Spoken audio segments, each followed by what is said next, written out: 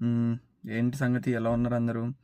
So, ఇందాక short వీడియోలో చెప్పినట్టే నావైతే 2 ఫోన్‌లయితే ఒకే రోజు, ఒకే టైంకి పోయినాయి. సో, ఎలా పోయినాయి ఏంటి అంటే, బేసిక్‌గా మన అదృష్టం గురించి తెలిసిందే గదా! మనం ఏం జేసినా సరే కొన్ని కొన్ని సార్లు అటు ఇటే రివర్స్ అయితా ఉంటాయి మనకి. సో, అలా జరిగింది ఇదొకటి. మ్యాటర్ ఏంటంటే బేసిక్‌గా ఆ రోజు సాయంత్రం నేను ఎగ్జాక్ట్‌లీ ఇది ఒక 2, 3 వీక్స్ బ్యాక్ అనుకుంటా. 2 వీక్స్ బ్యాక్ అనుకుంటా. సో, ఈ 2 వీక్స్ బ్యాక్ నేనైతే ఇంటి దగ్గర ఇలా నడుచుకుంటూ వెళ్తూ ఉన్నాను. సో, నా 2 ఫోన్‌లు ఛార్జింగ్ అయిపోయినాయి. సో, 2 ఫోన్‌లు స్విచ్ ఆఫ్ అయిపోయినాయి. లేదా ఐఫోన్‌లో కొంచెం ఒక 10% అట్లా బ్యాటరీ ఉన్నట్టుంది. అండ్ 2 మెయిన్ థింగ్స్ చెప్తాను. ఒకటేంటంటే నా సామ్‌సంగ్ S23 అల్ట్రాలో సిమ్ ఉంటుంది. నాది ఒకటే నెంబర్, ఒకటే సిమ్. సో, S23 అల్ట్రాలో సిమ్ ఉంటుంది సామ్‌సంగ్‌లో. అండ్ ఐఫోన్‌లో అయితే సిమ్ ఉండదు. సో, బేసిక్‌గా నేనేంటంటే ఐఫోన్‌ని హాట్‌స్పాట్ కనెక్ట్ చేసుకొని యూజ్ చేస్తుంటా, లేదా వైఫైతోని యూజ్ చేస్తా అంతే. సో, అయితే ఎప్పుడైతే నా సామ్‌సంగ్‌లో ఛార్జింగ్ అయిపోయిందో నేను దాన్ని తీసుకొని ఇంకా ఇంటికెళ్తున్నా ఛార్జింగ్ పెట్టుకుందామని. ఛార్జింగ్ పెట్టుకుందామని ఇంటికెళ్తుంటే దారిలో తెలిసిన వాళ్ళు కనిపించారు. వాళ్ళు క్రికెట్ ఆడుతున్నారు. సో, క్రికెట్ ఆడుతుంటే "క్రికెట్ ఆడతావారా" అంటే సరే అని చెప్పేసి అక్కడే మా నైబర్ వాళ్ళది ఒక కార్ ఉందనమాట. నెక్సాన్ కారు మా ఇంటి ముందు వాళ్ళదే. సో, ఆ కార్ పైన రూఫ్ ఉంటుంది కదా! రూఫ్ పైన అయితే నేను పెట్టేశాను. ఏది నా 2 ఫోన్లు రూఫ్ పైన పెట్టా. రూఫ్ పైన పెట్టేసి నేను హాయిగా ప్రశాంతంగా వెళ్ళేసి ఆడుకుంటున్నా అనమాట. క్రికెట్ ఆడుకుంటున్నా. ఈలోపు మనకి దరిద్రాలు మనకన్నీ ఎట్లా కలిసొస్తాయో తెలిసిందే కదా! సో, రోజు ఆ బ్రో అయితే యూజువల్‌గా ఆడుకోవడానికైతే వెళ్తాడు బ్యాడ్మింటన్. సో, ఎప్పుడు బైక్ తీసుకొని వెళ్ళే బ్రో ఆ రోజు కార్ తీసుకొని వెళ్ళాడు. సో, ఇంకేముంది, నేనైతే ఫోన్లు పెట్టేసి పెద్ద ఇంటర్నేషనల్ ప్లేయర్ లాగా ఆడేసుకుంటున్నా. పాపం ఆ బ్రోకేం తెలుసు ఫోన్లు పెట్టినట్టు. సో, ఆయన చాలా క్యాజువల్‌గా వచ్చేసి కార్ స్టార్ట్ చేసుకొని అయితే వెళ్ళిపోయాడు. కార్ స్టార్ట్ చేసుకొని వెళ్ళిపోయిన ఒక 5 మినిట్స్ తర్వాత నేను బాల్ అటు కొట్టినప్పుడు రియలైజ్ అయ్యాను. అన్న ఇక్కడ కార్ ఉండాలి, ఏమైంది, కార్ పైన నేను ఫోన్లు పెట్టా అని చెప్పేసి ఇంకొక అన్నతో అన్నా. ఇంకేముంది, ప్యానిక్ అసలు ఇక మొత్తం నాకు 2 నిమిషాలు మొత్తం బ్లాక్అవుట్. నాకు అసలు ఏం అర్థం కాలే. బేసిక్గా ఏం చేయాలో అర్థం కాలేదు.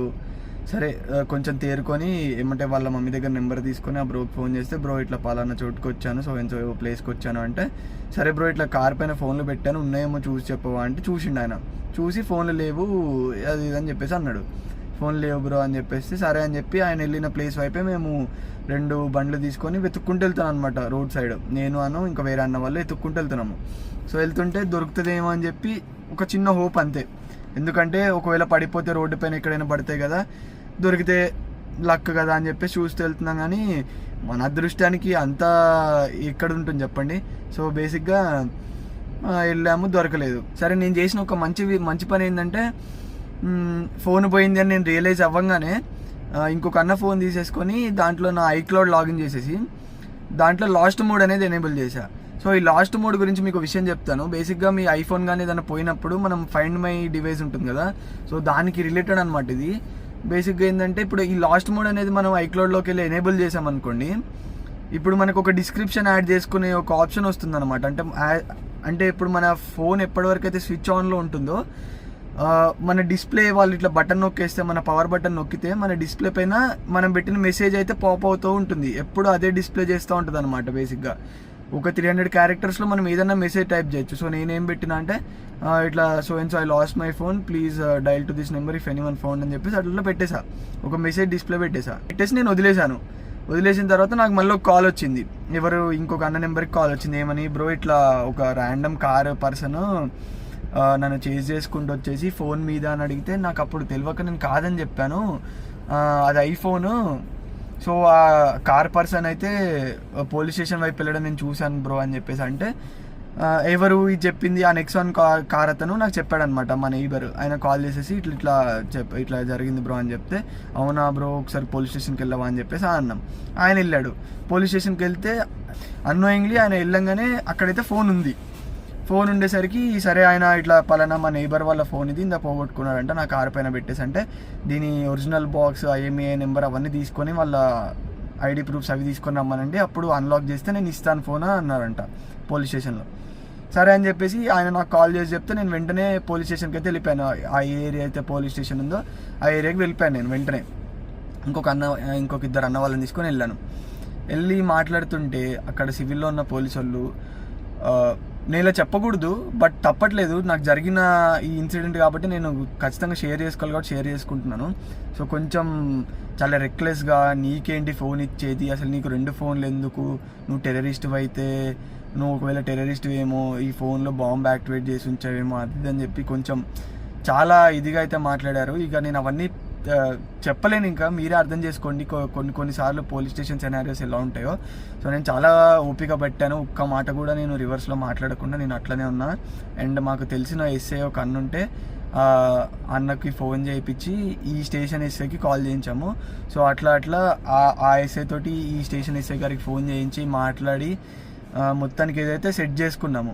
సో సెట్ చేసుకున్నప్పుడు ఇప్పుడు ఈ ప్రాసెస్ అంతా జరుగుతున్నప్పుడు నాకు తెలిసిన ఇన్ఫర్మేషన్ ప్రకారం వాళ్ళ దగ్గర ఐఫోన్ ఉందని. సో సర్ప్రైజింగ్లీ అక్కడ ఉన్నది ఐఫోన్ కాదు, శాంసంగ్ ఫోన్ ఉంది. సరే అది నా ఫోనే, అంతా చూశాను. ఎస్ఐ గారు వచ్చారు, నా ఫోన్ నాకు ఇప్పించేశారు. నెక్స్ట్ డే వచ్చి పోలీస్ కంప్లైంట్ ఇవ్వమన్నారు ఐఫోన్ కోసం. సరే వస్తా అని చెప్పాను, అంతా బాగానే ఉంది. ఎప్పుడైతే నాకు ఈ ఫోన్ తీసుకొని వెళ్ళిపోయాను, శాంసంగ్ ఫోన్ తీసుకొని ఇంటికి వెళ్ళిపోయాను. ఇంకా ఐఫోన్ పోయింది అనుకుని లైట్ తీసుకున్నా, రేపు కంప్లైంట్ ఇచ్చేద్దాంలే అని అనుకున్నా.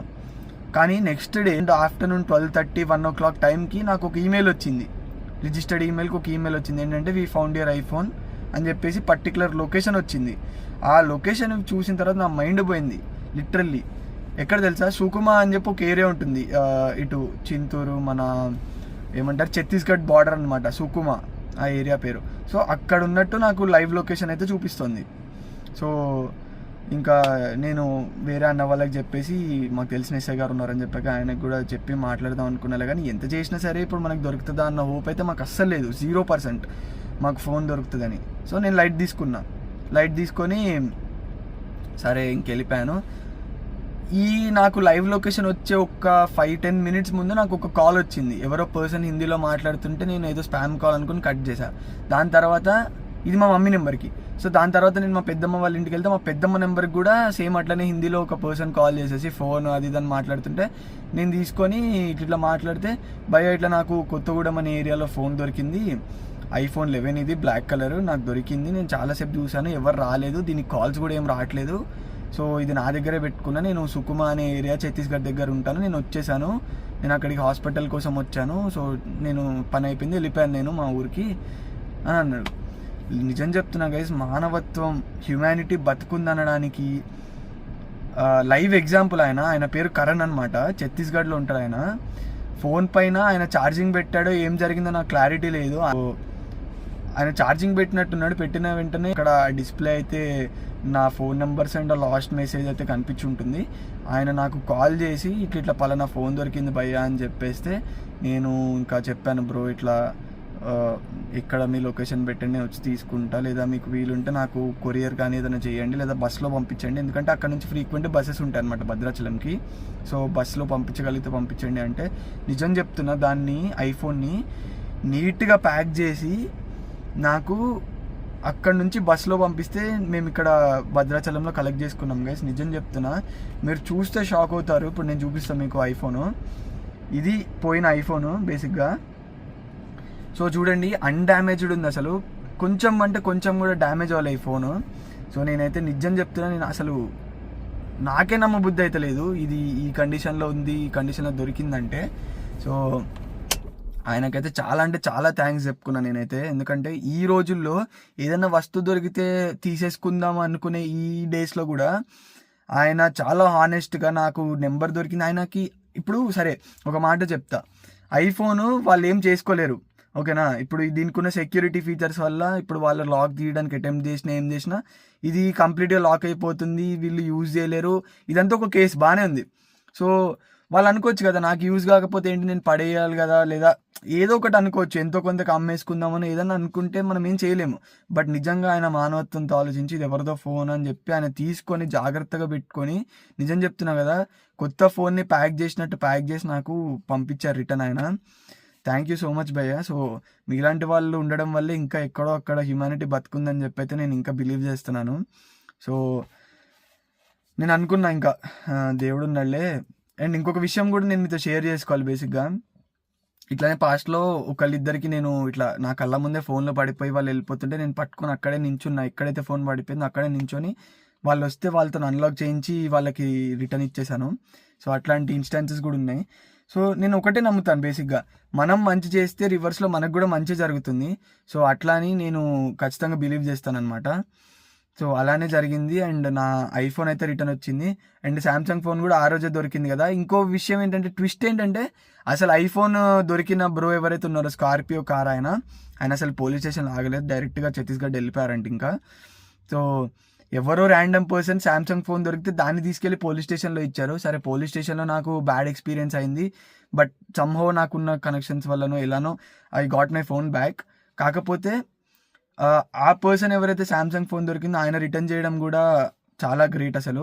Thank you bro, thank you so much. So నాకైతే 2 ఫోన్లు అయితే దొరికేసిన, నా ఐఫోన్ అండ్ నా శాంసంగ్ 2 నాకైతే వచ్చేసినాయి. But Samsung complete dead condition, display మొత్తం పగిలిపోయింది. సో అదైతే నేను డిస్ప్లే రీప్లేస్ చేసుకోవాలి. సో ఇది నాకు జరిగిన రీసెంట్ ఏమంటారు, ఒక ట్రాజిక్ ఎక్స్పీరియన్స్ అనమాట. ట్రాజిక్ అని చెప్పని సమ్వాట్, అసలు ఒక రకమైన ఎక్స్పీరియన్స్ ఇది. అసలు ఇది ఎప్పుడు జరగదు. నా చేతిలో ఒక 4-5 ఫోన్లు పోయినాయి ఇప్పటికీ, బట్ ఒక్క ఫోన్ కూడా దొరకలేదు. నేను పోలీస్ కంప్లైంట్ ఇచ్చాను, అన్నీ జరిగినాయి, కానీ ఒక్క ఫోన్ కూడా దొరకలేదు. ఇలాగా పోయిన 2 ఫోన్లు దొరకడం అనేది నా లైఫ్లో ఫస్ట్ టైం. ఏమో అసలు నాకే నమ్మశక్యంగా లేదు అసలు ఇలా జరిగిందంటే. సో ఇలాంటివి మీ లైఫ్లో ఏమైనా జరిగి ఉన్నాయా? ఏమన్నా ఉంటే ఇలాంటి ఎక్స్పీరియన్సెస్ నాకైతే కామెంట్ చేసి అయితే చెప్పండి డెఫినెట్గా. అండ్ ఈ వీడియోకి కూడా ఒక లైక్ చేయండి.